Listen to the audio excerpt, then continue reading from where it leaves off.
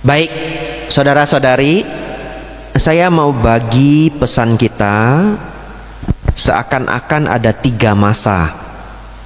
Jadi kalau Anda merasa belum masuk masanya Anda nikmati pelajarannya, ya. Mari kita masuk masa yang paling muda. Siapa? Anak muda. Ini ya. Nah, ini 5 Pancawagia. Ya. Tahu Pancawagia? 5 pertapa ya. Murid pertama Sang Buddha. Ya. Ya, untuk semua anak muda yang hadir,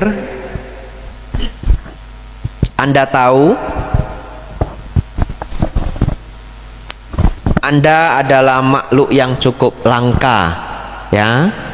Masih umur muda tapi mau mendengarkan dharma, ya. Walaupun mungkin sebagian ada yang bilang saya dipaksa Bante, gitu ya. Ya, dipaksa pun ya enggak apa-apa lah, ya. Baik. Saudara, dengar baik-baik. Kenapa Anda perlu belajar dharma? Dan kenapa sulit sekali anak muda belajar dharma? 3 hal paling penting di dunia ini tidak boleh kurang. Kalau kurang, hidup Anda sulit, ya. Hidup Anda jadi sulit. Apa 3 itu? 1, kesejahteraan. 1, kesejahteraan. Tidak dipungkiri lagi, ya, tidak ada uang. Saya langsung to the point lah, karena dengan anak muda ini tidak ada uang, hidup itu sulit. Setuju Bapak Ibu? Ya, setuju sekali ya. Ya, bahkan Bante Utamo mengatakan 90% masalah rumah tangga itu karena ekonomi. Kata Bante Utamo, bukan Bante Abijatto. Ya, 90% itu ya hampir semua ya. Ya, oleh karena itu anak adik-adik di sini yang masih muda, Anda harus belajar untuk mengembangkan dan mempertahankan kekayaan, kesejahteraan. Bahasa Inggrisnya wealth. Kita nggak cerita rich, ya. Ya, apa bedanya Bante? Katanya, kalau rich itu keuangannya diparlentein. Nah, itu bahasa kerennya, ya. Kelihatan kaya, ya memang kaya. Kalau nggak kaya nggak bisa kelihatan kaya juga, ya. Kaya tapi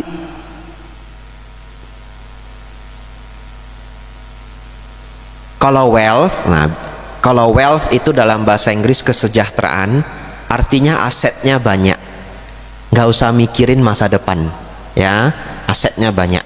Kalau rich itu kelihatan kaya, tapi bisa saja terkadang hidupnya itu lebih besar pasak daripada tiang, ya. Jadi 12 tahun lagi habis, dia nggak ngerti.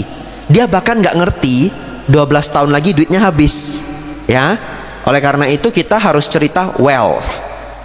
Wealth itu kesejahteraan dalam, kalau diterjemahkan, ya silahkan masuk ya.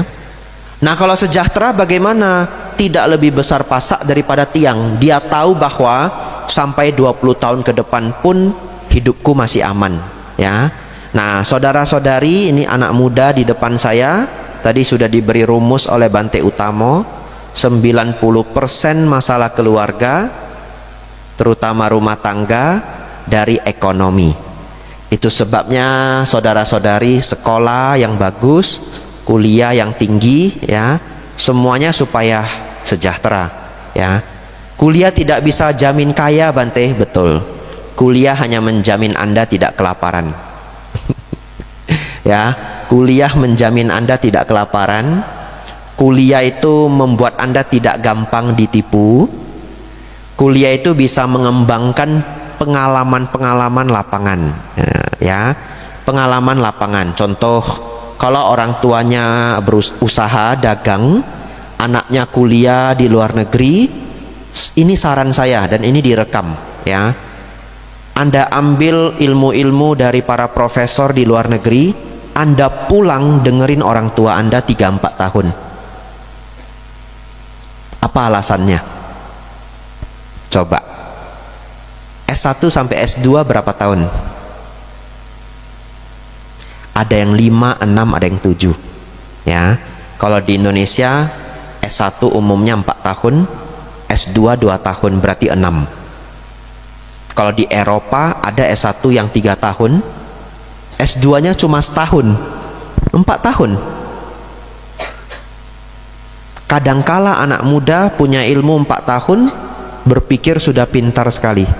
Coba renungkan, orang tuanya di bidangnya sudah berapa tahun? 35 tahun. Nggak mau itu ilmu 35 tahun. Ngerti maksud saya? Ya, nggak mau ilmu 35 tahun. PhD S3 itu cuma 10 tahun. Dan bahkan kalau mau ambil di beberapa negara Eropa, S3 itu cuma 3 tahun. 4 tambah 3 tadi, 3 tambah 1 4, tambah 3 7. Anda kalau beneran mau S3 dalam 7 tahun bisa loh. Ya, cari program-program yang paling singkat di Eropa sana, di Belanda, di Jerman, yang singkat-singkat. 7 tahun PhD. Orang tuanya mungkin kerja pagi, siang, sore, malam, tidak kelihatan, 30 tahun.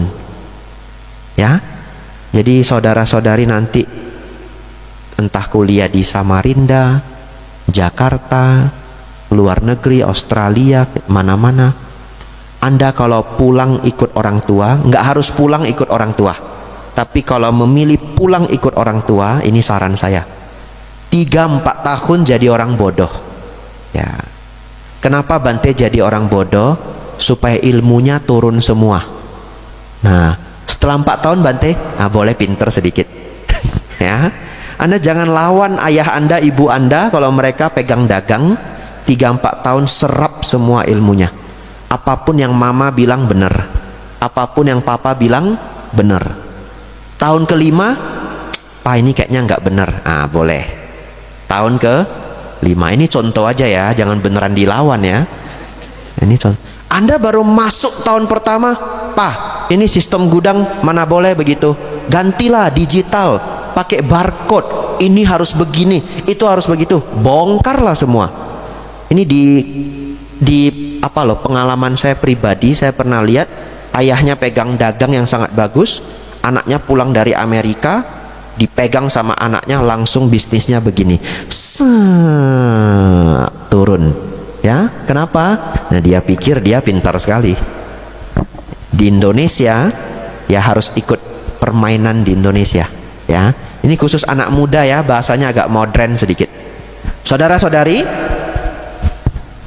hilang kertas saya. Ya, saya tidak lanjut bagian kekayaan atau kesejahteraan karena itu bukan ranah saya. Saya hanya mau memberi sedikit masukan. Kalau yang pulang ikut orang tua, ambil ilmu orang tua. Ya, Anda gabung dengan ilmu modern Anda. Lanjut nomor 2. Kesehatan. Saudara-saudari, kalau semua sudah dimiliki, tapi tidak sehat, bisa bahagia? Ya, nggak bisa bahagia. Ya, oleh karena itu jagalah kesehatan dengan baik. Walaupun akhirnya kita akan sakit, tetapi diusahakan kesehatannya bertahan sebaik mungkin. Ya, kalau sudah sakit gimana Bante? Kalau sudah sakit tentu temannya adalah dhamma. Ya, sabar, diobati. Ya, dalam hati punya konsep, walaupun tubuhku sakit, pikiran tidaklah sakit. Ya, pada saat tidak bisa bertahan, renungkan kesabaran tapa tertinggi. Kesabaran tapa tertinggi. Melihat tubuh ini mulai rusak karena penyakit, renungkan anicca. Ya, tidak ada yang tidak rusak, tidak ada yang tidak hancur. Jembatan yang kuat pun karena berkarat bisa hancur, apalagi tubuhku. Ya, ya saudara-saudari, yang ketiga. Apa yang pertama yang paling penting? Kesejahteraan. Apa yang kedua? kesehatan. Nah, yang ketiga ini untuk anak muda, pancawagya, kebijaksanaan. Dan ini sangat underrated, ya, sangat underrated. Ya, underrated artinya apa, Bante? Kelihatan sepele, padahal sangat penting. Ya, underrated. Saudara-saudari, ada pengusaha besar di provinsi apa, ndak boleh tahu. Ya, saya rahasiakan. Kenapa Bante rahasiakan? Takut juga saya dicari sama dia. Dia orang kuat, ya, orang kuat, punya banyak gedung, bukan banyak ruko, banyak gedung. Ya, kalau cuma banyak ruko mungkin masih selamat lah saya. Kalau banyak gedung ini susah juga. Saudara-saudari,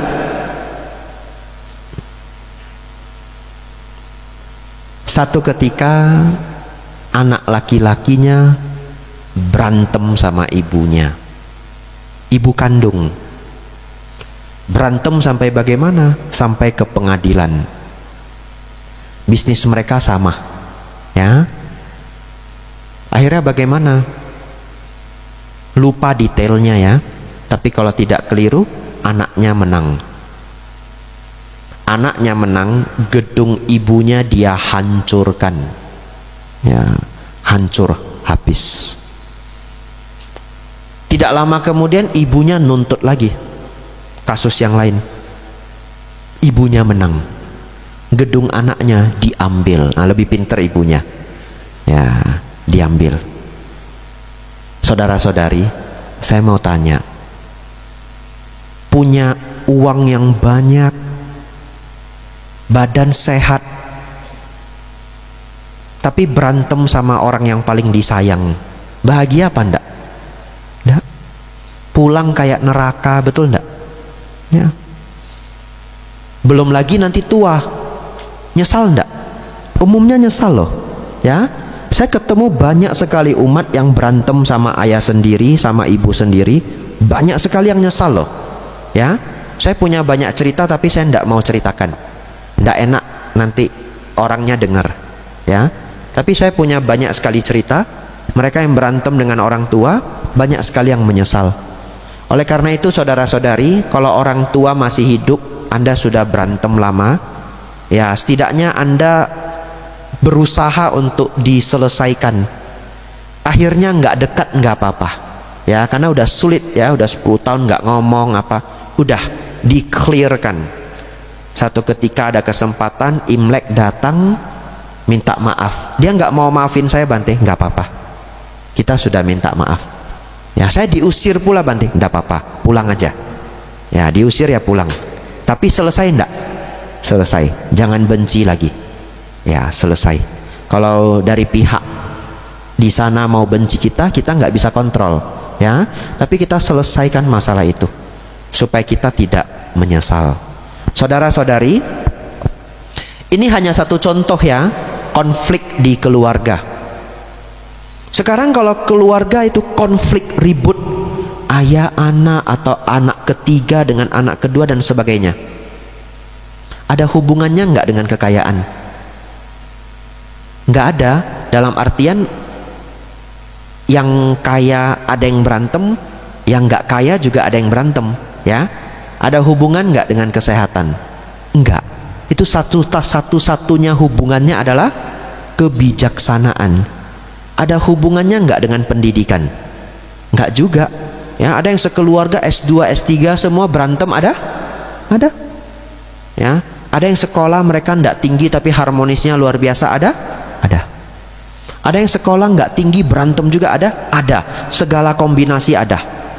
Oleh karena itu, adik-adik yang sudah mau hadir di sini, terpaksa maupun tidak terpaksa, ya, Anda ingat kata-kata saya ini. Saya juga tidak setua itu. Saya hanya umur 33, ya. Jadi Anda yang 23, 24, cuma beda 10 umur. Saya tidak setua itu, ya. Dalam artian apa? Masih sama-sama anak muda. Ya, saya hampir tua. Ya. Anda percaya saya, kumpulkan kebijaksanaan. Kumpulkan kebijaksanaan. hidup akan menjadi sangat baik. Kalau Anda bisa dapat 3 ini, betapa bahagia. Betul Bapak Ibu? Dan ada orang yang tidak tahu, dia tidak punya kebijaksanaan, dia juga enggak tahu. Kenapa? Karena orang tuanya juga enggak tahu. Ya, orang tuanya tidak punya kebijaksanaan, turun ke dia enggak punya kebijaksanaan. Dia enggak tahu. Yang dia tahu kenapa hidupnya penuh dengan masalah dengan semua orang. Kuncinya adalah dia tidak punya kebijaksanaan. Pertanyaan saya, kebijaksanaan cari di mana? Wihara. Belum tentu loh ada di sekolah, ya. Orang tua Bante betul kalau orang tuanya bijak. Nggak semua orang loh dapat orang tua bijak, ya. Guru Bante juga nasib-nasib, ya. Saya renungkan kok sepanjang hidup saya ketemu beberapa orang bijaksana, tapi salah satu yang paling bijaksana adalah Sang Buddha. Kita ambil semua kebijaksanaan beliau. Baik, ini bagian terakhir untuk anak muda. Terus Bante, kebijaksanaan saya mau nyari di mana? Saya kasih beberapa opsi. Satu, yang paling kering. Apa artinya kering Bante? Textbook. Ini halaman 79, Manggala Sutta. Ya.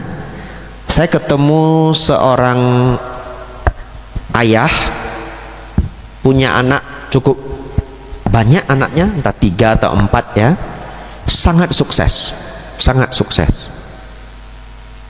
Semua anaknya sangat baik. Ayahnya cuma berulang-ulang mengatakan, yang penting praktek seperti Manggala Sutta. Berulang-ulang. Itu sudah kayak prinsip hidup mereka. Lalu di mobil aja saya itu ditodong Bapak Ibu. Pas naik mobil, bapaknya di sebelah kanan, saya sebelah kiri, saya ditodong Bapak Ibu. Anak-anaknya di belakang. Bante, bener toh Bante, dari semua ajaran Sang Buddha yang paling penting itu Manggala Sutta. Betul toh Bante? Di antara semuanya itu Manggala Sutta sudah yang paling penting. Betul ya Bante ya? Sebenarnya kalau mau dijawab betul kan enggak ya? Ada Paticca Samuppada, betul ya? Jalan mulia berunsur 8 dan yang lain-lainnya. Saya diem gini. Tapi saya mikir ya, anak istrinya ada di belakang. Bapak ini sudah berkonsep Manggala Sutta adalah yang terbaik, tertinggi, terbaik.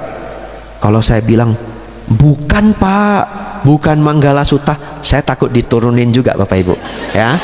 Bante jalan kaki aja, ya, selesai persahabatan kita gitu, ya. Lalu saya mikir, saya jawab begini, iya Pak, Manggala Sutta itu salah satu yang terpenting, salah satunya cepet-cepet. Iya Pak, Manggala Sutta itu salah satu yang terpenting. Tapi Bapak Ibu Saudara, nanti Anda pulang, Anda baca sendiri. Ternyata memang Manggala Sutta ini adalah seperti rangkuman kurikulum seluruh ajaran Buddha. Jadi ini kurikulumnya. Ternyata Bapak itu bilang Manggala Sutta adalah yang terbaik, itu sudah benar. Nanti kita belajar yang lainnya semua nyenggol Manggala Sutta. Luar biasa sekali loh, ya. Saya buktikan ya.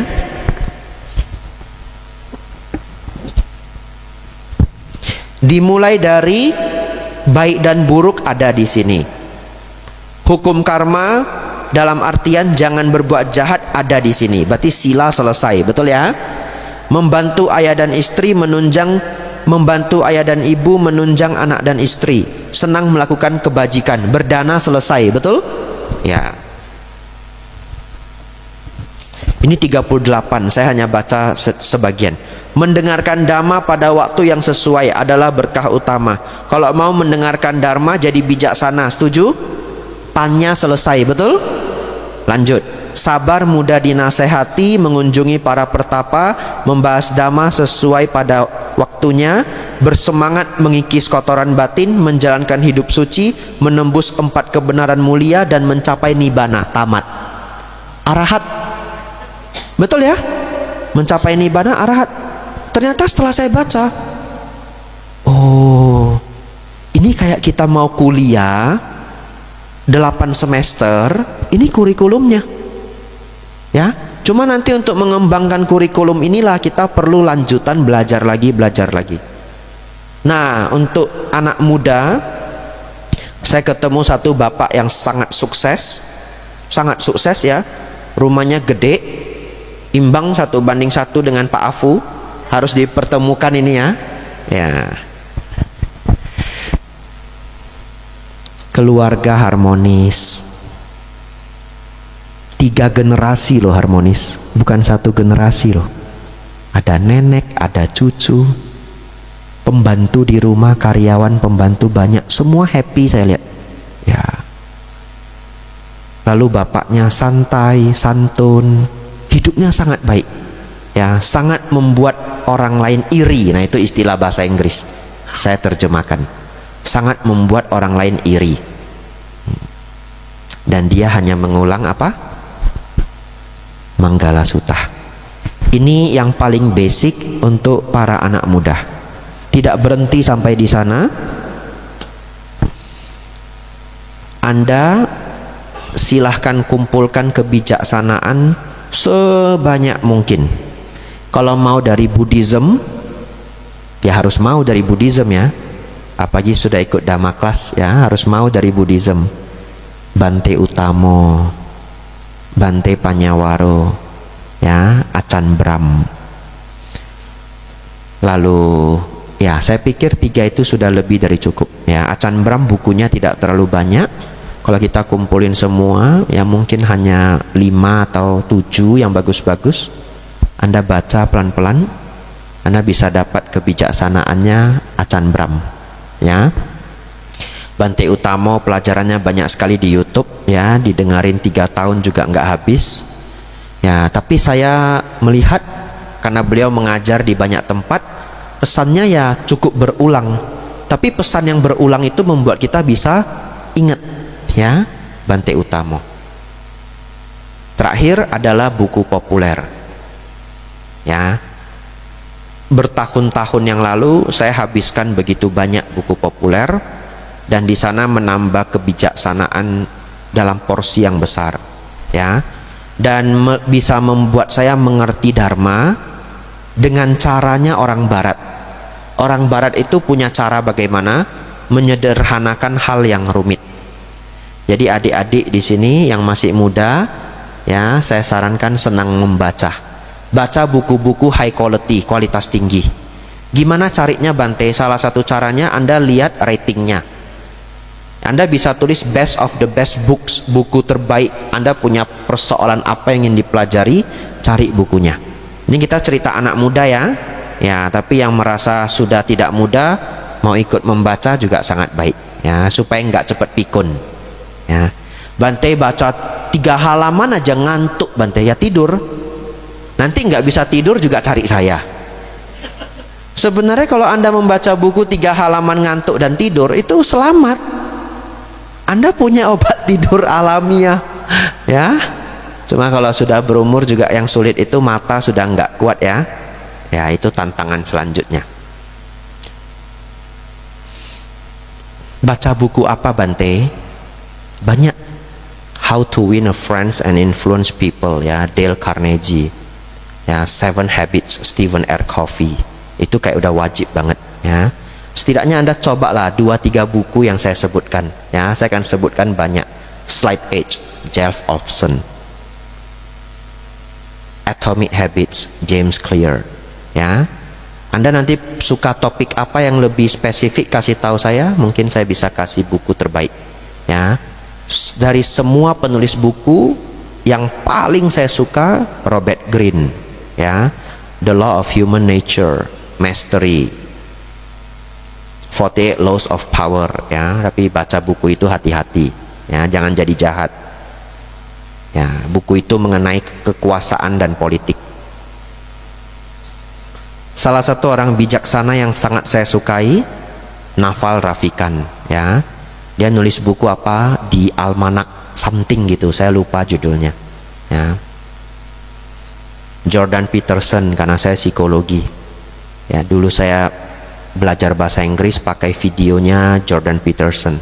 Mungkin selama 2 tahun saya translate subtitlesnya Jordan Peterson, ya, dan banyak sekali kosakata sulit kayak conscientiousness, industriousness, rudimentary yang kita jarang pakai, ya. Tapi kalau adik-adik yang sekarang sekolahnya mungkin pakai bahasa Inggris, Anda jauh lebih beruntung dari saya, ya. Saya harus terjemahkan subtitle pelan-pelan. Buku yang sangat baik lainnya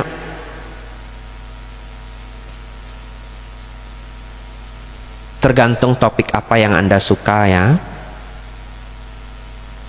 The Four Agreements, ya, sangat bagus, ya, kebijaksanaan dari Meksiko. The Four Agreements. Kalau Anda orang yang suka negative thinking, boleh coba membaca The Four Agreements, ya.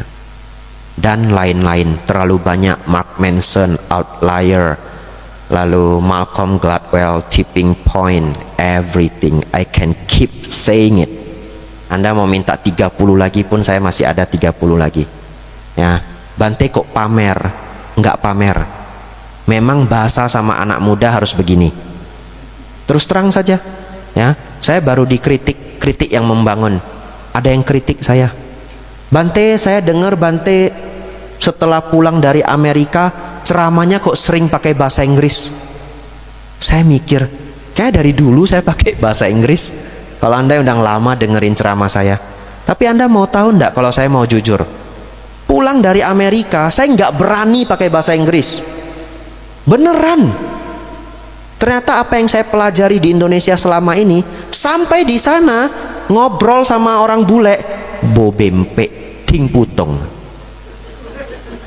Ngerti, tapi banyak sekali yang miss. Banyak sekali yang miss.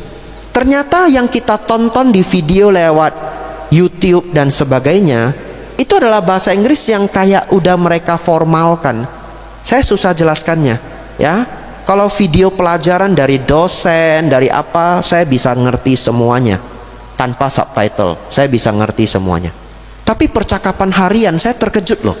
Saya nggak bisa ngerti loh. Saya bisa miss 30%. Sampai mereka tahu bahasa Inggris saya itu bukan orang native, bukan orang Chinese yang lahir di sana. Karena kalau kita wajah Chinese pun dia pikir kita lahir di Amerika. Tapi begitu dia lihat kita kagok, ya, oh dia sadar kita bukan dari sini, dia turunin level bahasanya. Saya baru ngerti. Lalu saya pernah ketemu ibu-ibu orang kulit hitam. Ibu-ibu orang kulit hitam di jalan tiba-tiba panggil saya, "Hi, you're a monk, right? Buddhist monk. Kamu biku bahasa apa, biku Buddhis ya?" "Ya," saya bilang. Lalu dia ngomong cepat sekali, "Pardon? Apa ini?" Mampus saya, ya toh. "I can't understand you." Saya sudah bilang I can't understand you, saya nggak bisa ngerti kamu. Dia ulang lagi, pulang aja lah saya, ya. Anda cari ceramah saya dalam bahasa Inggris, nggak ada. Jadi setelah saya tiba di Amerika, saya jadi pesimis. Jadi saya dapat kritiknya bagus, ya. Bante kok seneng pakai bahasa Inggris setelah pulang dari Amerika. Mungkin dia mau ngingetin saya, apakah Bante jadi sombong gitu, ya? Enggak. Saya di sini di Samarinda saya mau ngaku.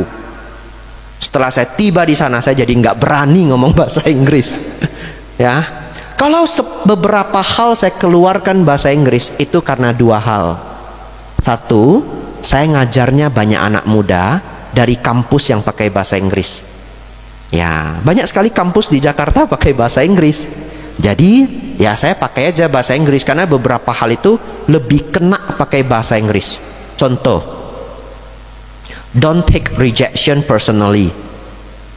Don't take rejection personally. Ada yang paham? Paham, ya? Yang bisa bahasa Inggris paham. Don't take rejection personally. Itu mau diterjemahkan sulit. Bisa kok Bante, bisa. Don't take rejection. Jangan ambil penolakan personally, secara pribadi. Masih nggak kena, ya. Jangan ambil penolakan secara pribadi, nggak kena. Terjemahkan lagi. Jangan sakit hati karena ditolak, gitu ya. Ya, jangan sakit hati karena ditolak. Tapi Anda tahu nggak pas 100%. Tetap lebih enaknya itu don't take rejection personally. Tapi saya keluarkan kalau ngajar di Jakarta, saya tahu semuanya ngerti, ya. Kadangkala keluar peribahasa Inggris, dog eat dog world. Dog eat dog world itu sangat terkenal. Diterjemahkan jelek. Dunia di mana anjing makan anjing. Bahkan itu aja udah ditambahin. Kalau mau diterjemahkan bulat-bulat, dunia anjing makan anjing. Nah, ini dia aja ketawa. Jadi memang beberapa hal nggak bisa diterjemahkan biar dapet feelingnya. Kok saya jadi curhat ya? Saudara-saudari,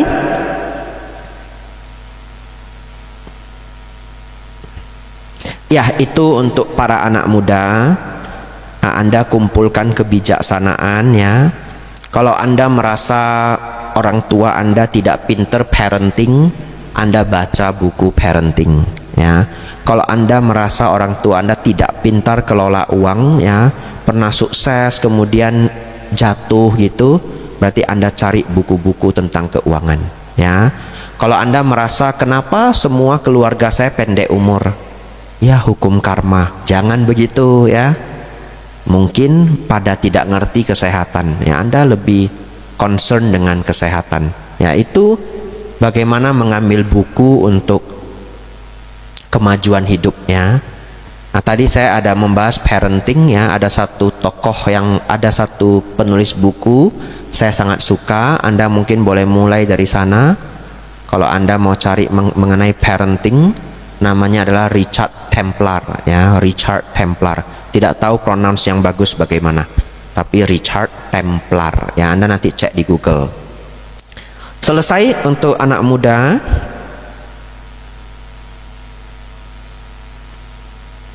Saya tinggal 2 topik, lalu kita tanya jawab, ya. Ini untuk semuanya saja, tidak terbagi umur lagi. Kemarin saya buat ceramah dharma, saya bagi per umur, ya. Seru sekali pelajarannya menurut saya, per 10 tahun, dari usia 0 sampai usia 60. Itu talk show di Palembang dengan Pak Ponijan, ya. Saya mikirnya 4 hari Bapak Ibu, ya, untuk nyusun pelajaran itu. Makanya masih saya promosiin sampai sekarang, ya. Anda cari di channel Sikadama Sriwijaya, ya, wihara di Palembang, Sikadama Sriwijaya. Talk show-nya, videonya mungkin 2 jam atau 4 jam, nggak usah takut. Anda klik aja, langsung cari di bagian ceramah itu dimulai, ya. Ada nasihat dari Bante Subala 25 menit, lalu ada pelajaran dari saya, sepertinya pas 1 jam, lalu tanya jawab, ya. Seru banget, banyak sekali pelajaran-pelajaran menarik karena mikirnya 4 hari. Ya, Anda bisa lihat bagaimana ceramah dharma yang dipikirkan 4 hari. Ya, Anda bisa lihat. Nah, saudara-saudari, Sikadama Sriwijaya, ya, bagi yang mau catat. Sikadama Sriwijaya. Sikha itu SIKKHADAMA. Saya lupa K-nya 1 atau 2. Ya, sepertinya 2. Sikadama Sriwijaya. Saudara-saudari, ini untuk semuanya.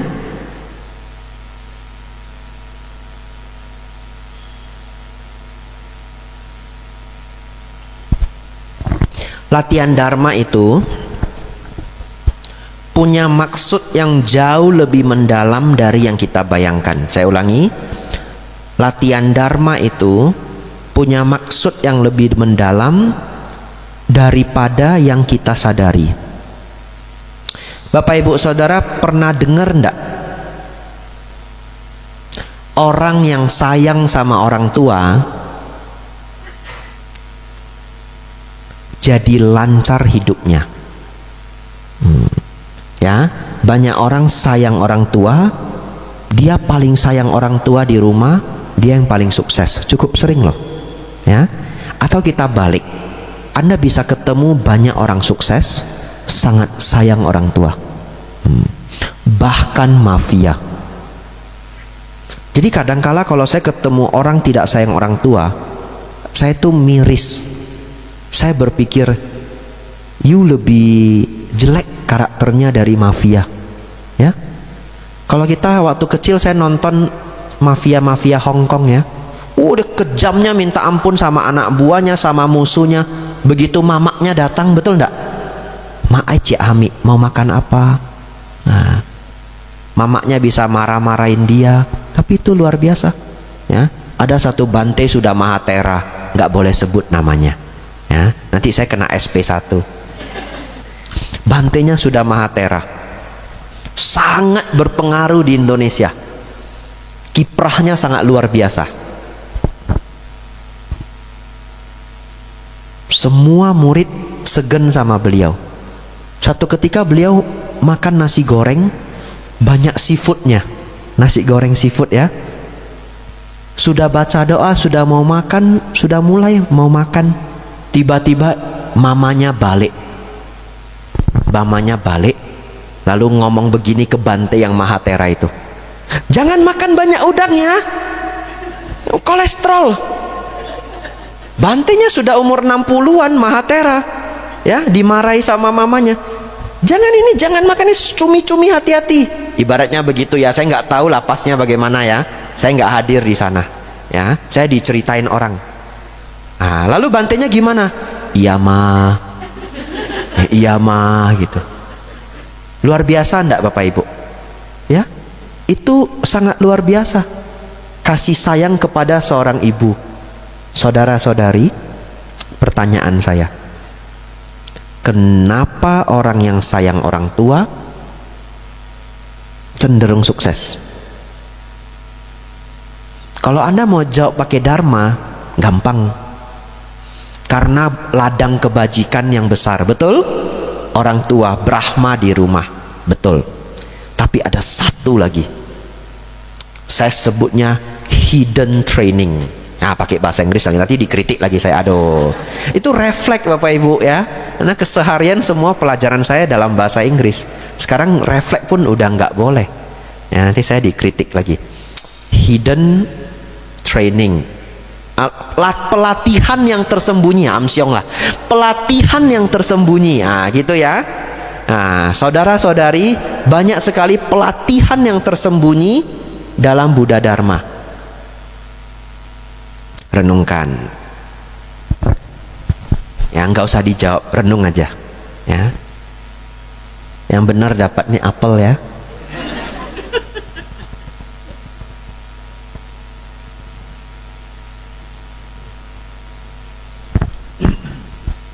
Siap-siap Bapak Ibu ya.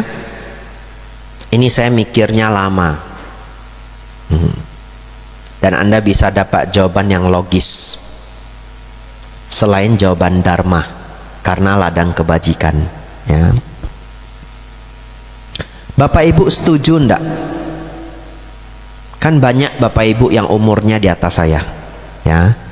Saya sering ketemu orang sukses, saya dengerin cerita mereka. Tidak semua tapi banyak yang di dalam ceritanya itu dia ketemu orang. Ketemu orang itu bisa teman, paman ya, sepupu, kenalan, ngasih tahu dia ini bagus, bahkan dia dibimbing, dikasih jalan. Sering sekali loh. Jadi Bapak Ibu pernah nggak atau cukup sering nggak mendengar orang yang menjadi sukses berkat bantuan orang lain? Ada? Ya? Bantuan nggak harus uang ya. Yang zaman ini kita sebut koneksi, betul? Ya, bahkan ada orang yang bilang koneksi itu segalanya. Sampai ada yang begitu loh. Pertanyaan selanjutnya, kenapa orang itu mau bantu? Itu Kalau orang yang membantu itu umumnya kan dia sudah sukses juga, betul? Pertanyaan selanjutnya, yang sudah sukses ini pinter apa nggak pinter? Pinter, ya. Apalagi kita kalau cerita berbisnis itu sulitnya minta ampun, tidak ada manualnya. Karena masalah yang muncul itu kadang belum pernah terjadi. Anda hanya bisa mengandalkan pemikiran Anda dan pengalaman. Ya, itulah sulitnya berbisnis. Saudara-saudari, apa alasannya orang pinter ini mau nolong orang ini? Satu karakter salah satunya. Di antara banyak karakter, dia dapat satu yang dia seneng. Setia. Loyalitas. Betul Bapak Ibu? Lalu bagaimana seseorang bisa punya karakter loyalitas? Sayang orang tua. Apa hubungannya Bante? Bapak Ibu Saudara, kalau seseorang tidak mau sayang orang tuanya, dalam cerita ini orang tua yang baik ya, ada juga orang tua durhaka ya. Ya, saya pernah nonton berita, ibu nikam anak perempuannya sendiri umur 9 tahun, 7 tahun saya lupa, 11 tikaman ya. Jadi ada ya orang tua durhaka, tapi kita cerita orang tua yang baik. Kalau seorang anak dapat orang tua yang baik, menyayangi dia belasan tahun, minimal 18 tahun kalau di barat, nyayangi dia 18 tahun. Kalau di Asia nyayangi 25 tahun, 30 tahun kadang lebih. Ya, ditimang terus, disayang terus, dimasakin, dibuat sarapan dan sebagainya, ya. Kalau dengan orang yang paling sayang pada dirinya di seluruh dunia ini, siapa yang paling sayang kita? Orang tua yang baik, betul ya? Ya, bukan orang tua durhaka. Untuk selanjutnya saya hanya bilang orang tua, tapi kita setuju kita hanya ambil yang baik. Udah nggak ada orang yang lebih sayang kita. Ya, sesayang-sayangnya teman baik kita, kalau ginjal kita rusak belum tentu dia mau ngasih ginjal, ya. Kalau orang tua, liver saya ambil sepertiga, ndak apa-apa. Nanti papa jadi nggak sehat, ndak apa-apa. Kamu kalau sakit, papa juga sakit, betul? Ya, saudara-saudari, kalau dengan orang yang paling sayang pada dirinya di muka bumi ini pun dia tidak mau membalas jasa, kira-kira kepada siapa orang ini mau membalas jasa? Gak ada lagi, habis. Oportunis kalau nggak salah istilahnya, orang oportunis, habis kesempatan dia pergi. Pertanyaan saya tadi, kita merenung ini perenungan tingkat tinggi ya. Orang yang sudah sukses tadi, yang kita sebut koneksi, mentor atau apapun, mau membimbing orang yang di bawah, dia lebih pintar atau tidak lebih pintar? Lebih pintar. Dia melihat karakter anak muda ini, ketahuan, lihat aja tahu, kecium istilahnya ya. Kecium itu yang nggak pas tapi kecium. Jadi orang ini kecium tidak punya loyalitas, dia nggak bantu. Ngerti? Ketemu orang pun belum tentu toh orang itu mau bantu. Jadi kalau kadang ditanya, lu kok bisa ya ketemu orang kuijin ya, bahasa Hokkiennya ya, lu kok bisa ketemu kuijin, saya kok nggak ketemu? Enggak, lu ketemu juga, cuma dia nggak mau bantu you. Betul ya? Anda ketemu juga, dia ketemu juga. Ada yang mau dibantu, ada yang nggak mau. Kenapa?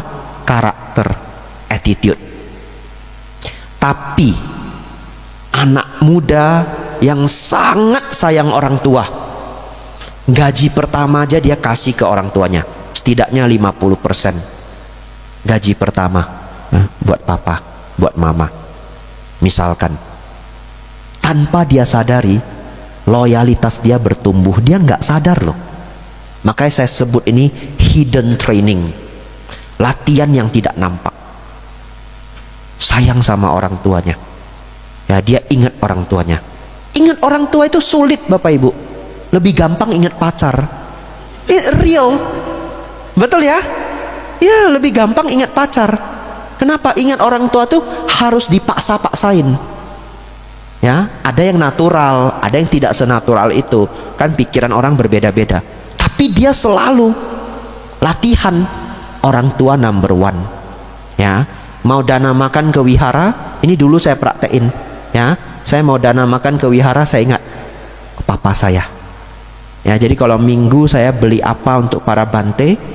Kalau di Medan lontong sayur ya, wah, saya beli bantenya 3, saya beli 4. Satu siapa? Papa.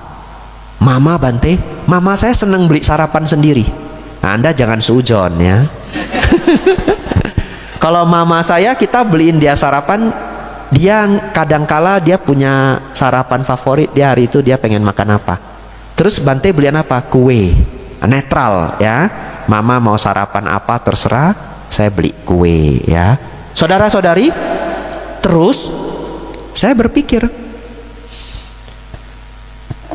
katanya para bante paling sopannya diserahkan sendiri, betul? Saya mikir, saya harus praktek begitu juga. Hari Minggu beli sarapan, pulang dari wihara, lontongnya saya buka. Apa itu? Saya beliin lontong. Sudah full service. Ya, bukan cuma ada lontong Pak, itu. Udah full service. Ya, itu prakteknya. Tanpa disadar Bapak Ibu, loyalitas bertumbuh. Mungkin ya, itu yang membuat selama saya menjadi biku, saya sangat beruntung. Saya selalu ikut guru-guru terbaik di setiap tempat. Sampai hari ini di Indonesia dapat yang terbaik. Berangkat ke Thailand dapat yang terbaik. Ya, terbaik dari yang terbaik selalu. Apakah biku lain tidak ketemu guru terbaik itu? Ketemu. Tapi gurunya mau memilih siapa kan terserah gurunya. Ya. Jadi ini untuk semua anak muda, ya, sayang orang tua. Anda akan muncul karakter dari alam bawah sadar Anda yang Anda nggak bisa palsuin. Orang lain akan merasa. Ya, pokoknya deket anak ini anak beda ini. Saya senang sama dia. Kadangkala orangnya juga nggak tahu loh. Bedanya apa ya? Nggak tahu. Tapi anak ini bagus. Ya, dia cuma bisa bilang anak ini bagus.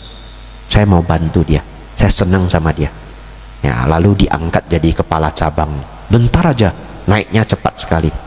Saudara-saudari, nomor 2.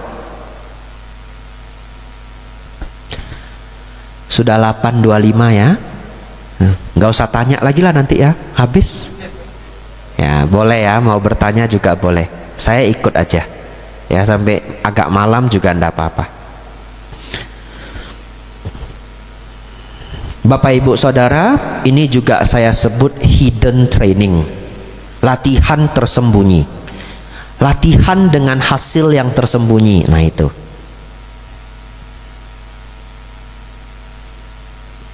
Banyak sekali orang berdana, memberikan sesuatu kepada orang lain dengan harapan rezekinya bertambah. Ada Bapak Ibu? Ada. Boleh? Sangat boleh ya. Semoga rezeki saya lancar. Semoga apa yang saya lakukan lancar. Sangat baik. Tapi jangan berhenti sampai di sana.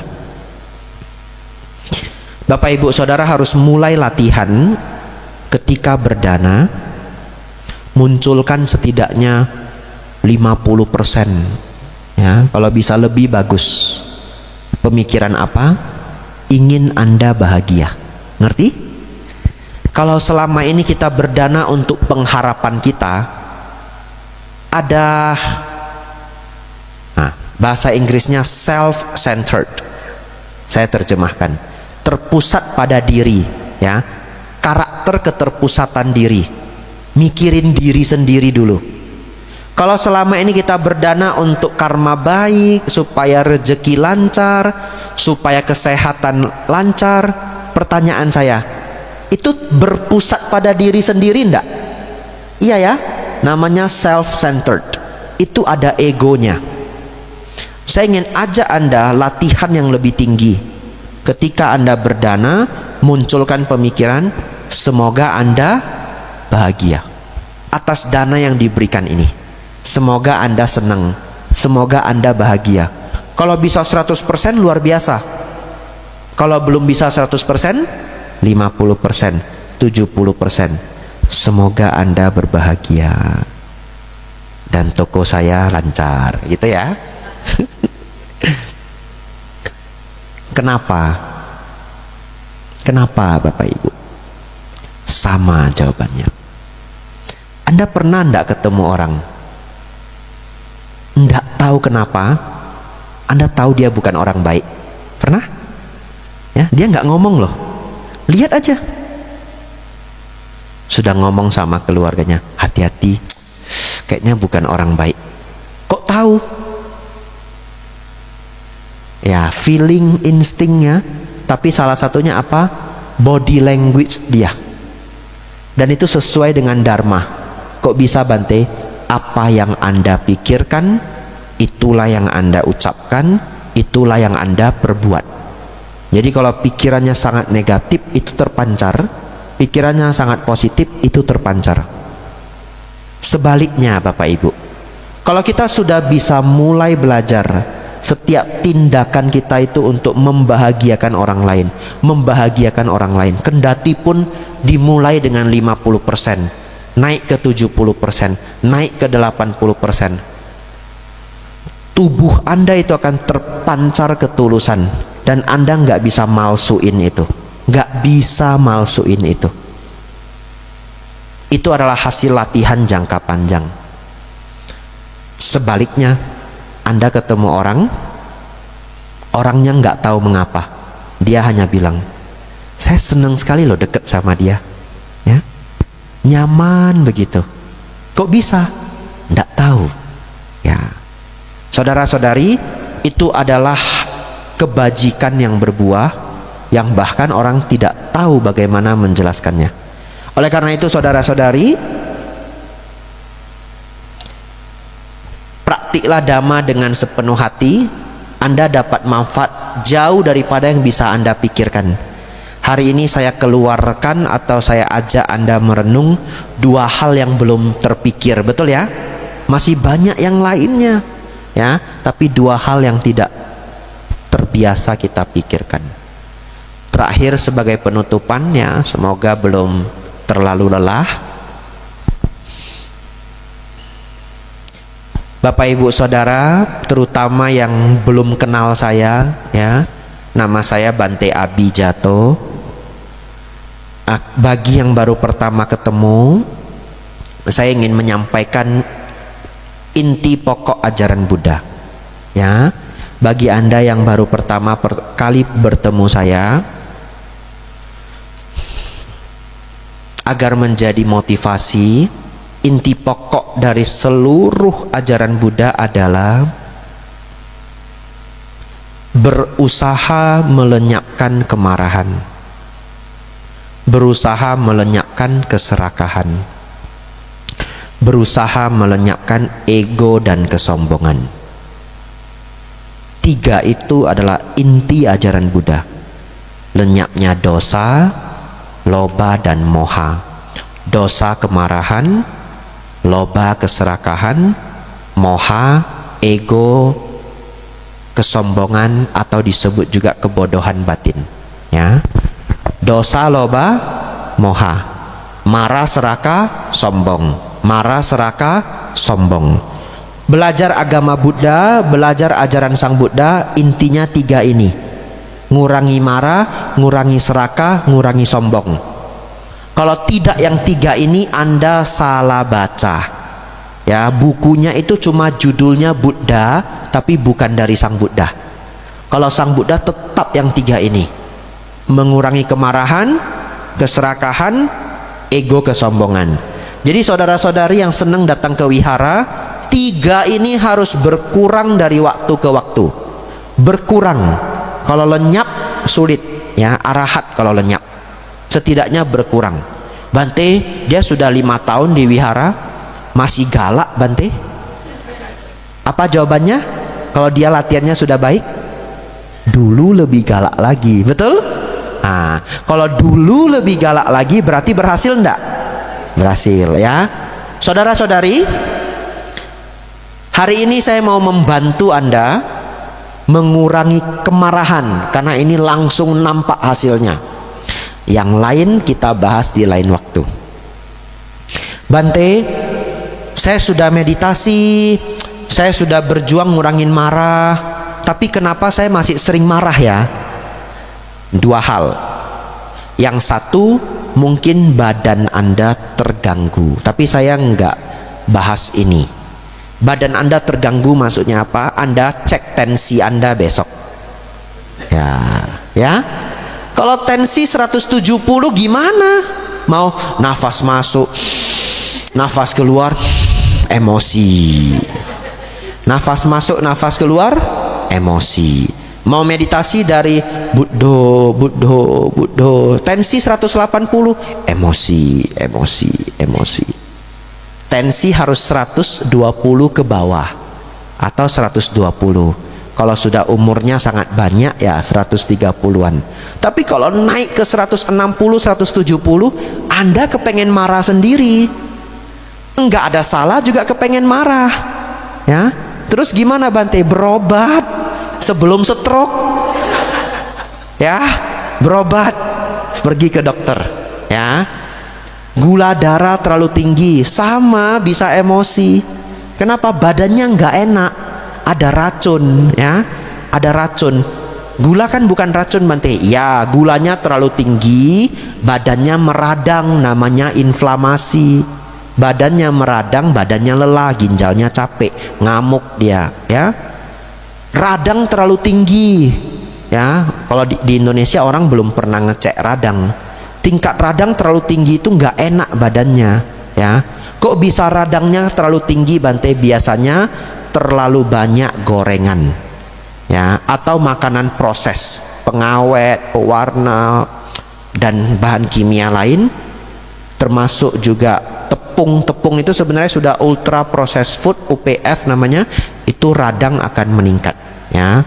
Asam urat tinggi juga gampang depresi. Vitamin D terlalu rendah juga gampang depresi. Kalau saya lanjutkan jadi seminar kesehatan. Ya. Tapi kalau Anda gampang stres, gampang marah, mungkin badan Anda bermasalah. Sakit mah, ya. Belum sakit tapi asam lambungnya udah tinggi. Nah, itu juga gampang sekali nggak nyaman gitu. Baik, cerita badan tidak sehat kita kesampingkan. Anggap ini badan sudah sehat ya. Badan sudah sehat. Bante, badan saya sudah sehat Bante, masih mau marah Bante. Sering sekali saya marah Bante, seminggu 5 kali. Minum vitamin aja nggak 5 kali seminggu. Baik, ini jawaban terbaik saya. Siap-siap ya. Respon Anda keliru. Itu respon Anda keliru. Apa maksudnya? Kita selalu merespon dunia Bapak Ibu, ya. Apapun yang terjadi di kita itu kita respon, terutama dalam bentuk ucapan dalam hati.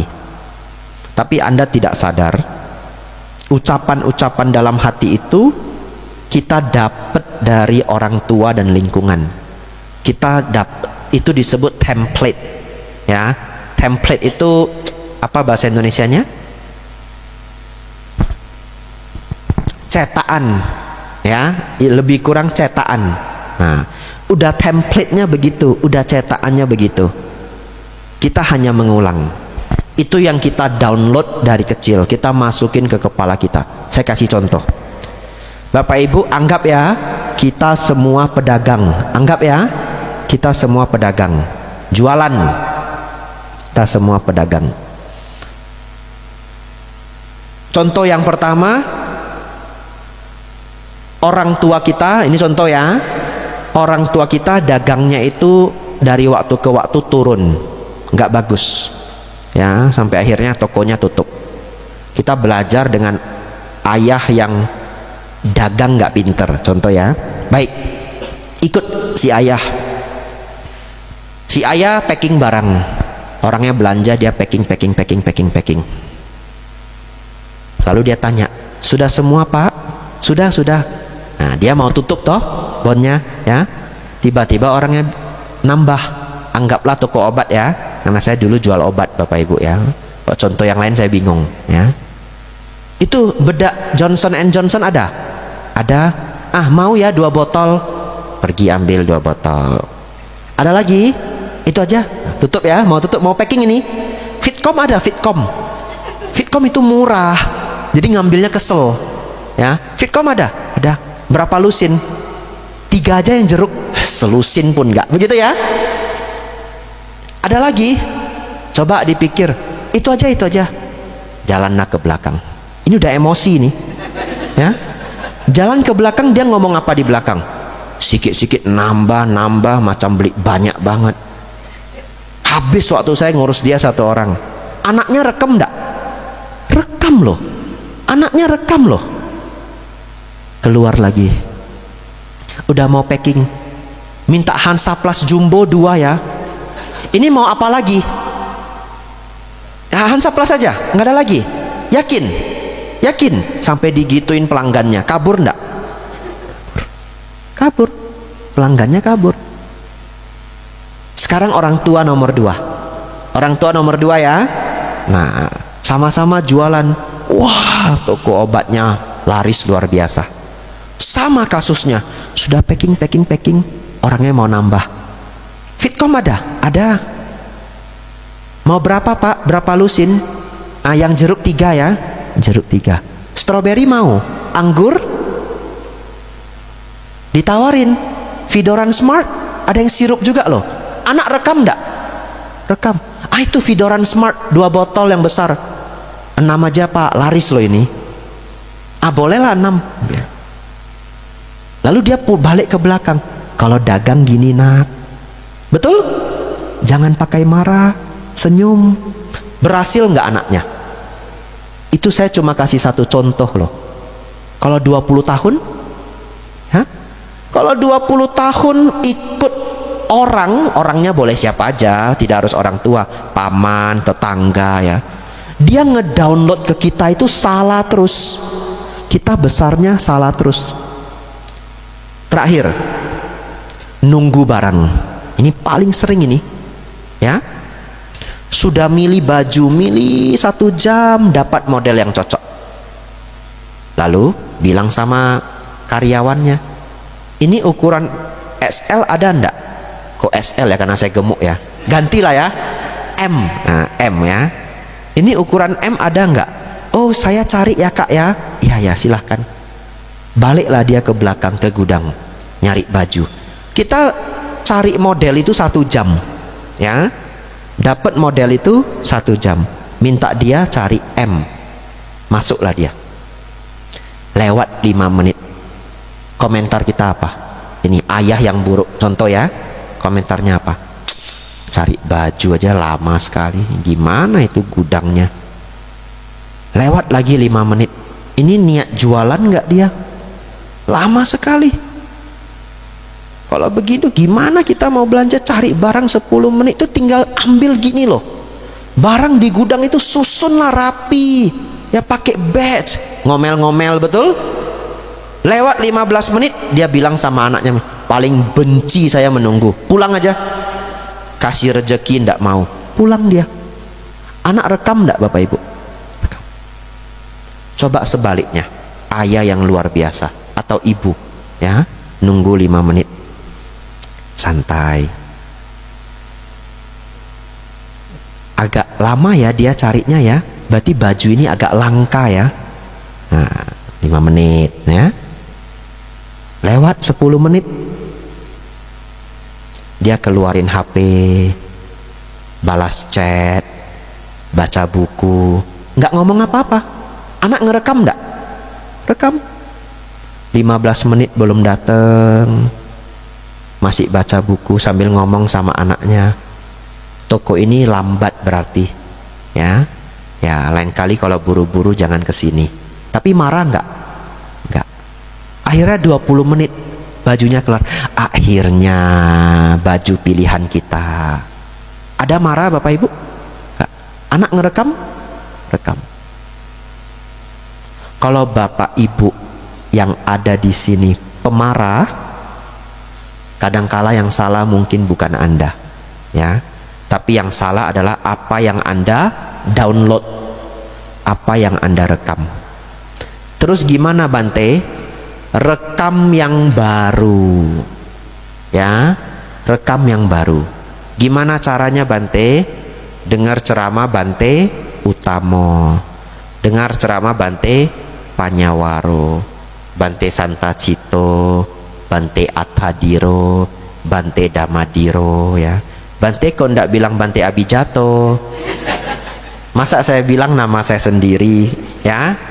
Saudara-saudari, dengar itu perlu beberapa bulan, bahkan lebih dari setahun. Supaya apa? Download lagi yang baru.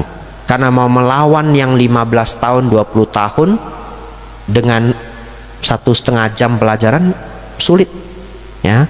Kadang kita termotivasi tapi minggu depannya kumat lagi. Anda kalau ikut Dhamma kelas pasti Anda jadi sabar 2 minggu, ya. Iya toh? 2 minggu, minggu ketiga kumat, ya, ya, dengar lagi. Anumodana Bapak Ibu, ya, semoga Bapak Ibu terinspirasi dan berbahagia. Setelah ini kita tanya jawab, ya, silahkan. Demikianlah Dhamma Desana yang telah disampaikan oleh Yang Mulia Bante Abijato. Semoga memberikan manfaat dalam kehidupan kita sehari-hari.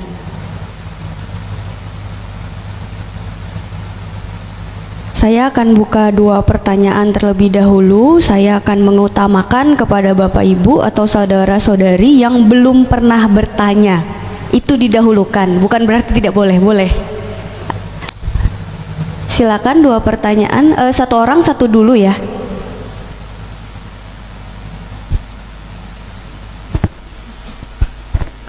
Nah, yang belum pernah bertanya ya memang tidak pernah bertanya, ya. Jadinya nggak ada pertanyaan. Ya, silahkan, silahkan.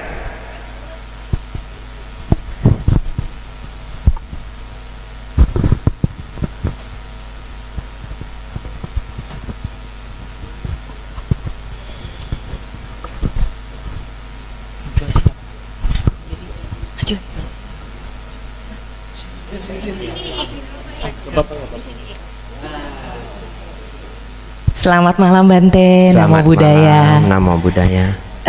Ini sebenarnya pertanyaan tentang parenting Bante, yang mungkin dialami oleh yang punya anak kurang lebih seumur saya Bante. Pertanyaan saya itu kan sekarang ini kan anak-anak tuh di sekolahan itu banyak mengalami bullying ya Bante, baik bullying yang berat maupun bullying yang susah. Jadi kadangkala itu sebagai orang tua nih kita kan agak ragu Bante. Misalkan anak cerita nih, "Mah, saya tadi pulang saya mau dipukul loh mah pakai kursi sama temen." Nah, kalau secara pandangan agama Buddha kan kamu sabar aja. Tapi kan kalau itu terjadi terus-menerus kan kadang kita merasa was-was juga ya Bante, apa yang akan terjadi ke depannya terhadap anak kita nantinya gitu loh.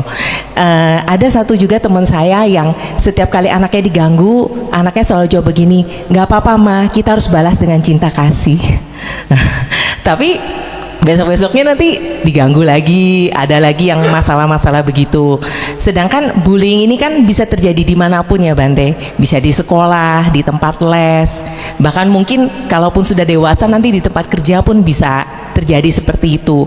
Jadi kalau menurut saya sih, kalau kita memindahkan anak dari sekolah atau apa karena bullying itu bukan solusi, karena itu bisa terjadi dimanapun. Cuman jadi inti dari pertanyaan saya ini yang ingin saya tanyakan adalah menurut pandangan Bante, kira-kira kita sebagai orang tua itu apa yang suppose kita sampaikan kepada anak?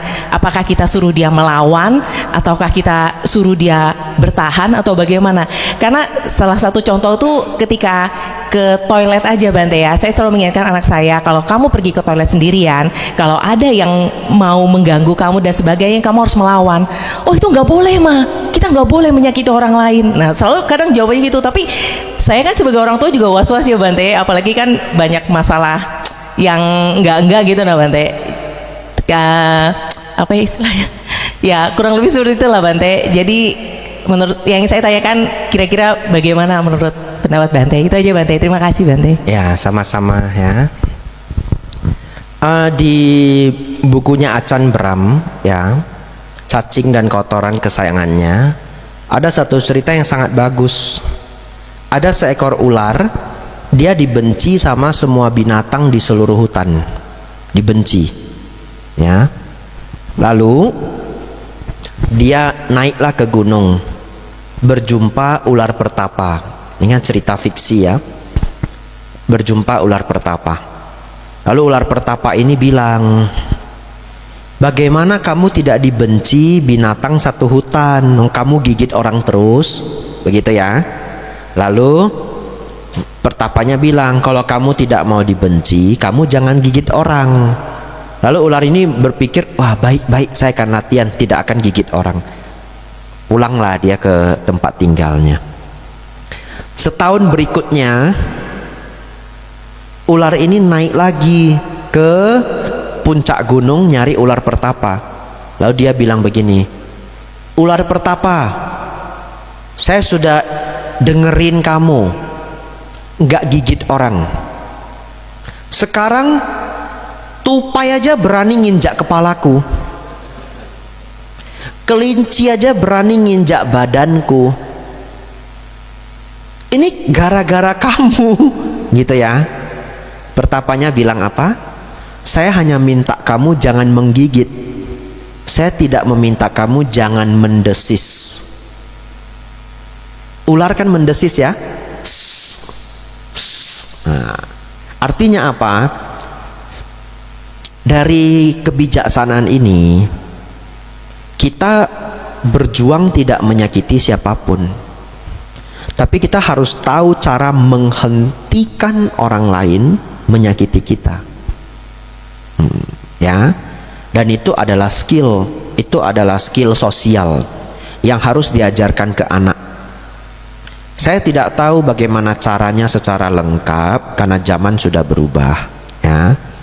Tapi yang paling klasik itu ya, kalau dia masih di bawah 5 SD ya, lapor ke guru misalkan ya.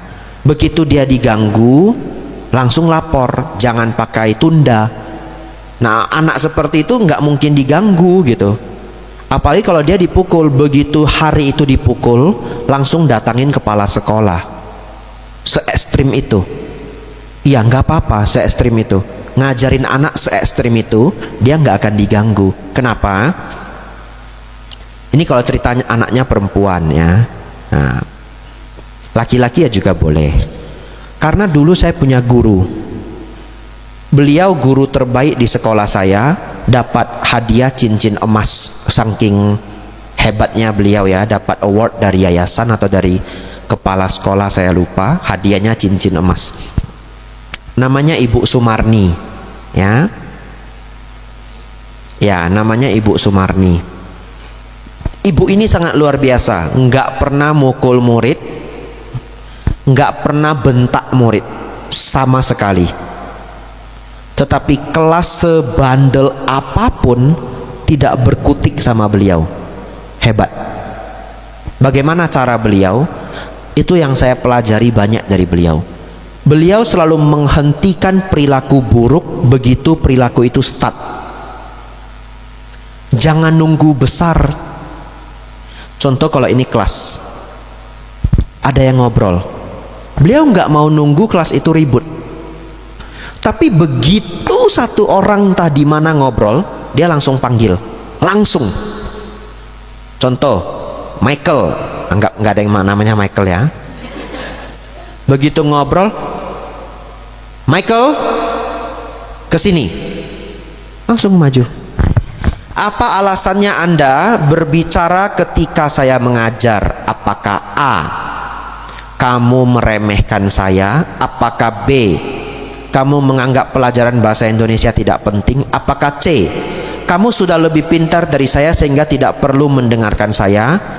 Apakah D, apa apalah gitu ya. Apa? Bingung toh kita jawabnya, ya? Bukan semuanya, Bu. Lalu apa? Apa? Ditagih. Iseng, Bu. Iseng. Terus saya harus bagaimana? Kamu iseng, saya harus bagaimana? Dihukum, Bu. Kamu yang bilang ya. Beli buku 12 halaman. Disuruh beli buku 12 halaman. Nulis, saya berjanji tidak akan berbicara di kelas bahasa Indonesia. Nggak worth it. Nggak worth it. Cuma ngobrol sama teman. Semalam Titanic lu nonton nggak? Teman belum jawab, kita udah dipanggil. Ya. Terus hukumannya 12 halaman. Tidak ada guru seperti itu. Beliau terlalu ekstrim memberikan hukuman, tapi nggak mukul, betul ya? Nggak mukul, nggak berlebihan, nggak bentak, nggak. Kelas beliau anteng semua, diam dengerin. Ribut yang kedua kali, orang yang sama, begitu ngomong, Michael keluar dari kelas saya 1 minggu. Hukumannya itu terlalu berlebihan, tapi tidak melanggar kode etik. Tidak perlu ikut kelas saya 3 hari atau seminggu, ekstrim banget. Yaudah, seminggu kita di depan kelas begitu, ya. Anda tahu nggak seminggu di depan kelas itu seberapa berbahaya? Kita akan ketemu kepala sekolah lewat ronda berapa kali? Betul ya? Akhirnya bagaimana? Bawa pensil dan rautan. Setiap kepala sekolah lewat, raut. Iya. Duduk. Nanti kepala sekolah lewat lagi, jalan ke WC. Siang, Pak. Tapi seminggu itu ketahuan. Dia lihat ini orang kok ketemu terus. Kamu kenapa di depan terus? Nggak masuk pelajaran? Diusir, Pak. Diusir.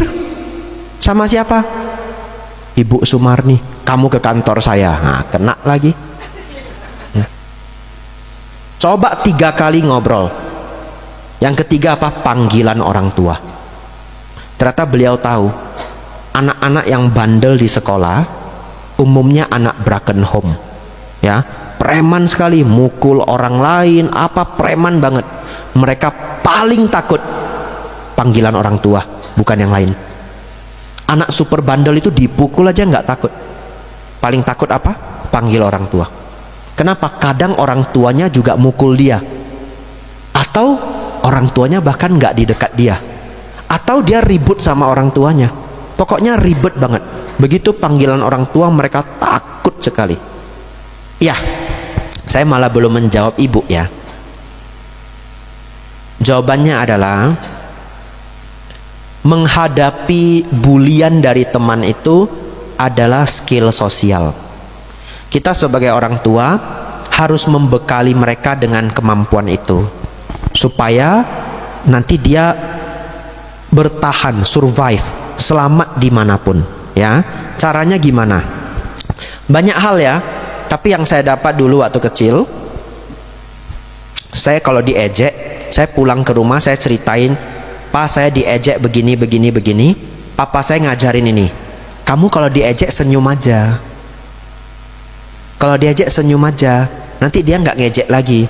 Beneran? Iya. Kenapa? Dia capek katanya. Nggak ada responnya, ya. Kamu diejek, kamu senyum aja. Saya lakoni.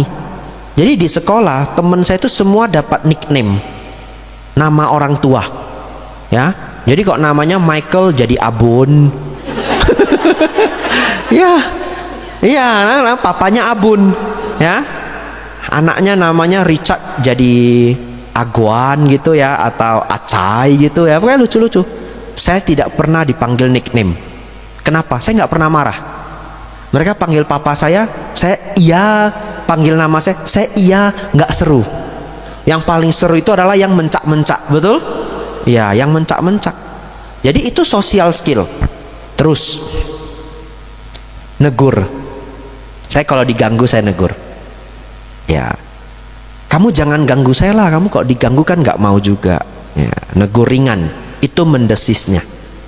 Ya, Tapi kalau sampai dipukul, dibully apa, ya itu cerita lainnya. Saya akan tutup. Kalau di kelas itu ada anak yang terlalu aneh, mungkin memindahkan sekolah adalah jawabannya. Ya, karena orang aneh itu bisa ada di mana aja. Dan anak kita sudah terlanjur konflik sama dia. Ya, tetap. Jadi saya tidak mengatakan memindahkan anak bukan solusi, tidak. Kadang pindah ke tempat lain itu ada benarnya. Itu sangat mirip dengan bekerja. Ya, kadangkala kita bekerja dapat manajer yang aneh banget, konflik nggak berhenti-berhenti. Kerja 1,5 tahun seperti di neraka. Akhirnya apa? Resign, pindah ke tempat lain. Begitu ke tempat lain, wah, ini baru namanya manajer yang baik. Betul? Jadi orang yang aneh itu tetap ada. Itulah kebijaksanaan dan kecerdasan orang tua. Dengerin cerita anak. Ya, dengerin secara lengkap, kita bisa menilai temennya ini ekstrim tidak. Ya, mungkin kalau temennya ekstrim, orang tua muncul datang ke sekolah. Ya, kalau anak SD, SMP masih segan kok sama orang tua murid. Ya, saya pikir ya strategi-strategi itu yang perlu diberikan oleh orang tua. Cara bergaul yang baik. Ya, cara bergaul yang baik. Terakhir ya, dulu kalau ada teman yang bandel, papa saya selalu ngajarin kasih dia hadiah. Jadi saya selalu gerak dulu sebelum dia nyari mangsa. Ya, di kelas itu kayak selalu ada 1 atau 2 anak yang bandelnya minta ampun. Saya selalu berkawan dengan dia duluan dibanding yang lain. Ya, saya bisa bawa roti srikaya, roti coklat, bagi ke dia, makan bareng ya, karena saya laki-laki ya, rentannya itu berkelahi. Makan bareng. Laki-laki sudah makan bareng sekali nggak akan pernah berkelahi kok. Ya, udah nggak dianggap musuh. Ya, saya selalu mulai duluan, dan itu ajaran papa saya, dan saya berhasil. Bahkan papa saya bukan ajarin ke preman aja, mohon maaf ya, bukan disambung-sambungin ya, bahkan juga prakteknya kemana? Ke anjing. Ya, papa saya usaha tambak dulu, jadi anjing kita 10 ekor, 15 ekor. Setiap saya mau ke tambak, dikasih roti Mary kering 2 bungkus. Saya masih kecil, masih TKB kelas 1 gitu ya, bawa roti Mary. Begitu sampai di tambak, bagi roti Mary ke siapa? Anjing. Sap. Mereka nggak pernah gigit saya. Kenapa? Kasih roti. Ya, itulah, kadang menegur, kadang memberi hadiah, betul ya? Ya, itu skill sosial. Saya pikir itu bisa dibangun untuk anaknya. Anumodana ya, terima kasih. Sudah jam 9 malam Bapak Ibu Saudara. 1 pertanyaan terakhir, siapa mau? Wah, 3 ya, deketan lagi semua. Silahkan, 3-3-nya boleh, saya jawab cepet-cepet. Ini kayak janjian ini ya. Silahkan.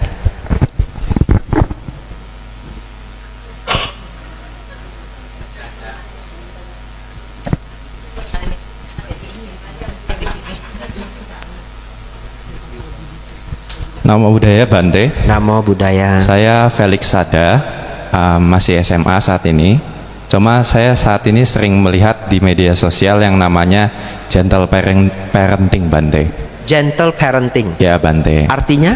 Itu kalau zaman sekarang lebih ke, ya kalau bahas latar belakangnya kayak memperhatikan mental health dari anak tersebut. Hanya saja terkadang itu menurut saya terlalu membebaskan anak-anaknya Bante. Jadi kayak, oh jangan dimarahin anaknya, nanti mental health-nya tidak baik, bla bla bla bla bla bla. Sedangkan kalau saya sendiri Bante, itu lebih kena zaman dahulu tuh parenting VOC Bante. Jadi ya keras memang papa saya, tapi didikan papa saya menurut saya sekarang berhasil. Karena ya respect pun dari situ ke orang lain. Nah, kadang-kadang saya melihat gentle parenting ini tidak efektif di zaman sekarang Bante. Jadi kalau menurut Bante sendiri, memang parenting yang bagaimana untuk saat ini diberikan kepada anak-anak, apalagi kalau misalnya usianya masih di ranah anak kecil, karena kebanyakan anak kecil nih dikasih gentle parenting, akhirnya kayak semena-mena Bante. Oh mau main HP, jangan dimarahin, biarin aja, memang masih kecil gitu Bante. Semoga bisa dipahami dan dijelaskan. Anumodana Bante. Namo Buddhaya. Namo Buddhaya ya. Ya, Jawabannya sesungguhnya saya tidak tahu itu jawabannya. Ya, tapi saya akan menjawab. Tidak tahunya begini, maksudnya tidak tahunya itu adalah saya tidak tahu tipikal parenting apa yang terbaik, itu saya tidak tahu. Karena saya hanya punya satu bentuk parenting dari orang tua saya, ya. Dan saya tidak banyak baca buku parenting, tidak pernah research parenting. Tapi bagi saya itu yang paling penting itu orang tuanya bijaksana. Nah, anak harus dikerasin atau dilembutin? Menurut saya tergantung karakter anak itu dan situasi. Nggak bisa dikerasin terus. Ada anak yang dikerasin terus kabur. Kan tipe anak beda-beda, ya.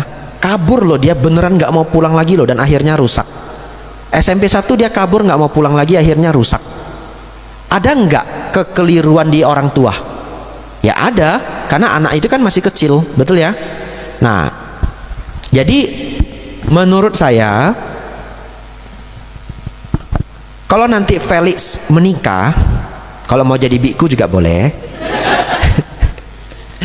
Kalau nanti Felix menikah, dapat anak 4, Anda tahu enggak? 4 anak Anda itu karakternya bisa beda semua. Unik. Ada yang mirip papanya, ada yang mirip mamanya, ada yang mirip akongnya, yang nggak ada karakternya di suami istri, ya. Lalu itulah kebijaksanaan Anda perlu melihat yang ini perlu diapakan, yang ini perlu diapakan. Kenapa saya katakan begitu? Karena saya dapat orang tua yang lembut. 3 anaknya semua sukses di bidang masing-masing. Anak papa mama saya tidak ada yang jadi bandel. Tidak ada. Baik sekali semua. Cici saya jadi guru bahasa Inggris, ya. Adik saya jadi dokter, saya jadi biku. Semua sukses. Sukses di bidang masing-masing. Nah, kalau jadi Bante dipukul nggak? Dipukul waktu kecil, hanya waktu kecil. Kenapa? Suka ganggu adik. Saya mukul adik saya dipukul. Nah, fair lah gitu ya. Tapi selain itu saya hampir tidak dipukul. Saya bahkan pernah nyuri uang mama saya aja nggak dipukul. Saya dipukul kalau saya pukul adik saya. Mungkin karena itu yang paling tidak boleh saya lakukan. Karena kalau itu tidak dihentikan mungkin bisa jadi lebih fatal. Karena dedek saya itu di bawah saya 5 tahun. Sering saya ajak main Smackdown, apa dia ndak amsyong. Ya, kalau dia nangis apa, saya kena pukul gitu. Tapi yang lainnya semua tidak. Papa mama saya itu lembut sekali ke kami. Dan kami semua berhasil. Jadi melihat suasana rumah kita yang sangat berbeda, dan dua-dua anaknya oke, bagus, berarti bukan di lembut atau kerasnya, berarti ke apanya? Kebijaksanaan dan cara menjelaskan. Nah, orang tua saya itu sangat logik, semuanya dia jelaskan. Papa saya punya prinsip, ya Anda nggak usah ikut ya. Papa saya punya prinsip anak laki-laki itu nggak bisa dilarang.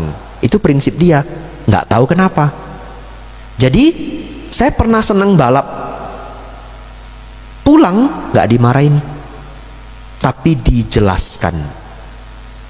Ya, agak panjang nggak apa-apa ya. Ya, papa saya satu ketika deketin saya, terus dia bilang gini, Dek,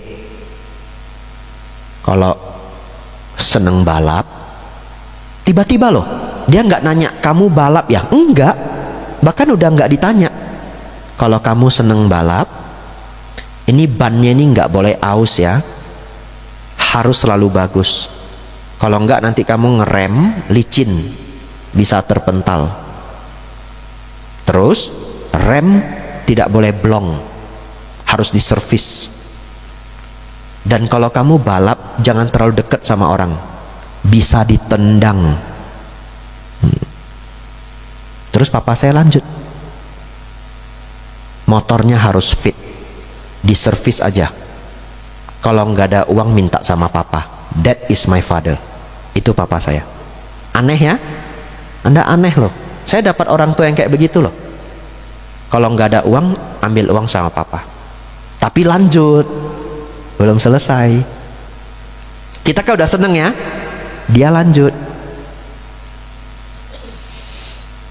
Tapi kamu tahu ndak? Kalau kamu di jalan itu lihat acek-acek umur 40, umur 50, kenapa mereka nggak balap? Saya jawab, bolat Leo, sudah nggak ada tenaga. Ya. Bolat Leo, sudah nggak ada tenaga apa? Papa saya jawab apa? Bukan, oh, tinggal gas gini. Umur 60 juga bisa ya, cuma gas gini. Apalagi apek-apek dulu, acek-acek dulu naik Vespa loh. Itu cc-nya tinggi loh Vespa itu. Berarti kalau dia mau kenceng bisa nggak? Bisa. Papa saya jawab, dia tinggal gas aja. Tapi kenapa dia nggak mau? Saya mikir. Kenapa Pak ya? Sudah pernah jatuh. Nah itu. Udah pernah jatuh. Acek-acek yang kamu lihat naik Vespa pelan-pelan itu dulu muda juga. Dulu balap juga. Tapi sekarang sudah nggak mau. Kenapa? Sudah pernah jatuh, kena batunya. Lalu mulailah papa saya keluar ilmu sihirnya. Ini papa saya punya sihirnya. Dulu papa waktu muda balap juga, punya motor Honda Tiger, keren sekali, balap. Namanya anak muda balap, wajar lah, baru punya motor keren balap. Satu ketika puar jatuh, kaki habis semua. Pakai sarung 3 bulan. Pakai sarung 3 bulan. Ya, kamu hati-hatilah ya. Kalau mau balap ya boleh, tapi jangan sampai jatuh, jangan ditendang orang. Motor harus fit. Ya, kalau enggak ya bagus. Ya, ya anak enggak bisa dilarang. Dia selalu begitu. Udah selesai. Tapi sihirnya udah masuk. Betul ya? Besoknya saya mau balap langsung terngiang sarung. Pakai sarung 3 bulan loh.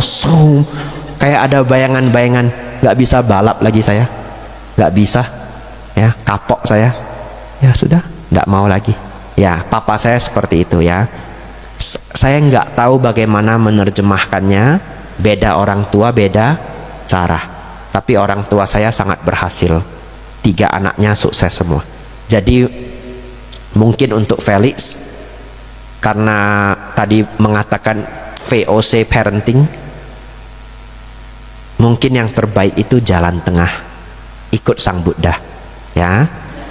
Ya, murid Sang Buddha toh ya, tidak selalu keras tapi tidak lembek sekali, supaya anaknya katanya nggak jadi generasi stroberi, betul ya? Ya, tidak stroberi juga, ada kuat-kuatnya, tapi itu nanti Anda lihat karakter anak Anda. Karena saya lihat orang tua saya ke adik saya sedikit berbeda. Saya pernah nanya, mak lu sama dedek kok begini-begini, sama saya begini. Nah, mama saya jawab, anak itu karakternya beda-beda. Kalau lu itu kayak batang ubi, dilempar di mana aja hidup. Itu kata mama saya. Nah, lu dilempar di mana aja hidup, saya nggak khawatir. Nah, kalau dedekmu beda. Nah, ya, anumodana pertanyaannya. 2 lagi silahkan. Tadi ada 1. Silahkan, siapa aja yang sudah angkat tangan tadi. Ini terakhir loh, sudah Iya, malam. terakhir. Ya. Kalau ada lagi bisa dilanjut besok ya Bapak Ibu. Katanya tadi makan dulu ya sebelum Damakas ya. Ya, baik, sudah berenergi semua ya. Siapa tadi terakhir, silahkan.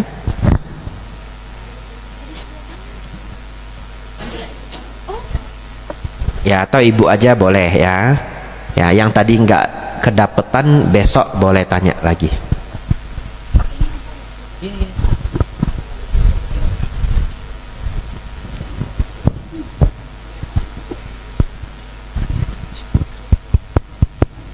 Selamat malam Bante, Namo Buddhaya. Selamat malam, Namo Buddhaya. Saya senang sekali mendengar Dhamma dari Bante. Satu. Ya rasanya sampai saya menitikkan air mata, terharu saya mendengar apa-apa yang Bante sampaikan itu memang betul sekali. Jadi saya juga agak sedikit mungkin saya curhat, tapi saya tidak lama. Saya pernah dulu tuh waktu mau sekolah di testing. Jadi di testing itu terus dari penesting itu bilang nanti kalau ketahuan ibu begini-begini jangan bilang saya ya, katanya. Jadi kenapa saya demikian? Karena saya jujur, saya ngatakan Mister, saya mau melanjutkan studi saya ke luar negeri karena kebetulan suami saya ada. Jadi karena mumpung ada itu, maka saya mau ngikutin jejak beliau. Nah, padahal Bante itu tuh dilarang peraturan dari sana bahwa tidak boleh ada suami istri yang bisa studi bersama-sama. Nah, jadi saya juga tidak terlalu niatlah. Akhirnya saya terpanggil Bante. Nah, saya terpanggil itu apakah saya karena saya jujur mengatakan bahwa hal itu betul terjadi atau mungkinkah ada penyebab yang lain. Nah, itulah jadi Bante segala sesuatu yang kita sampaikan dengan sepenuh hati apa segala macam itu rasanya tuh nisayalah pasti kita berhasil.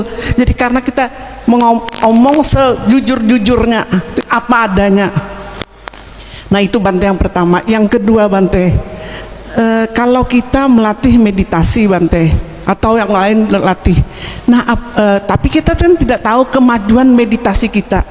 Nah, bagaimana kita bisa mengetahui dampak dari meditasi itu, apakah itu berhasil atau tidak gitu Bante? Karena biasanya itu kan orang tuh memarah kata Bante, lalu dengan dia meditasi mungkin pemarahnya itu menurun, kadar kemarahan menurun. Nah, apakah hal-hal demikian itu bisa merupakan suatu indikator bahwa meditasinya itu mulai berhasil gitu Bante? Nah, itulah, terima kasih Bante. Terima kasih atas penjelasan Bante untuk selanjutnya. Ya, terima kasih Bu ya. Tiga indikator untuk Ibu untuk melihat meditasi itu berhasil. Satu, kemarahan, keserakan dan kesombongan dalam keseharian berkurang. Ya, kemarahan, keserakahan, kesombongan dalam keseharian berkurang. Itu yang pertama. Yang kedua,